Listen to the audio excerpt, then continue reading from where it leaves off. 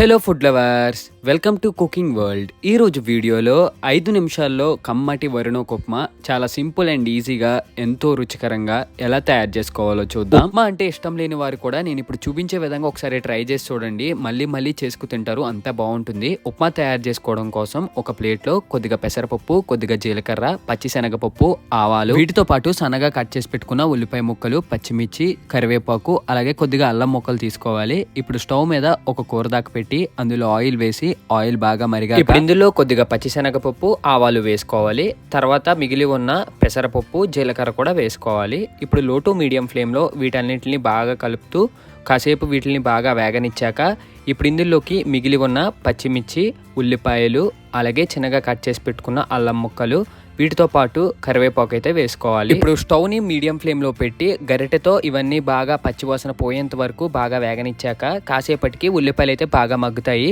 ఇప్పుడు ఇందులోకి కూరదాకలో సగం వాటర్ అయితే వేసుకోవాలి. వాటర్ వేసుకున్న తర్వాత ఇందులోకి తగినంత సాల్ట్ వేసుకోవాలి. మేమైతే కల్లుప్పు వాడుతున్నాము. ఇప్పుడు స్టవ్ ని మీడియం ఫ్లేమ్ లో పెట్టి ఒక గరిటె తీసుకుని ఈ వాటర్ లో సాల్ట్ బాగా కలిసేలాగా లో టు మీడియం ఫ్లేమ్ లో బాగా కలుపుకోవాలి.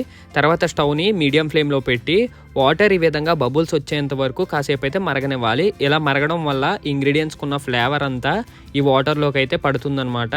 సో ఇలా కాసేపు మరిగిన తర్వాత ఇందులోకి ఒక 2 టేబుల్ స్పూన్ల ఆయిల్ వేసుకోవాలి. ఆయిల్ కూడా బాగా మరిగాక పైకి అయితే తేలుతుంది.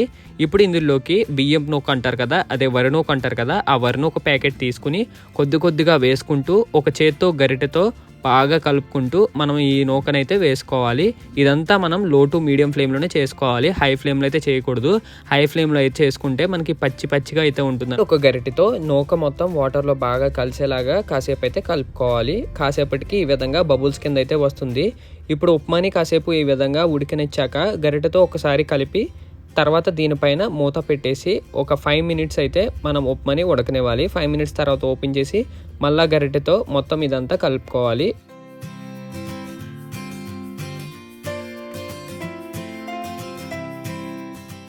ఇలా ఉప్మానంతా కలుపుకొని తర్వాత దీనిపైన మూత పెట్టేసి ఒక 5 to 10 మినిట్స్ తర్వాత మూత ఓపెన్ చేస్తే అదిరిపోయే కమ్మటి వరుణోక్ ఉప్మా అయితే రెడీ అయిపోద్ది. ఇప్పుడు గరిటెతో ఉప్మాను ఒకసారి ఇలా కలుపుకొని మనం ఒక ప్లేట్లోకి తీసుకోవడమే. ఎప్పుడైనా ఈ విధంగా ట్రై చేసి చూడండి, టేస్ట్ అయితే అదిరిపోద్ది. That's it for today guys. Video మీకు నచ్చినట్లయితే లైక్ చేసి షేర్ చేసి సబ్స్క్రైబ్ చేయండి. ఇంకా నెక్స్ట్ వీడియోలో మళ్ళీ కలుద్దాం. బాయ్.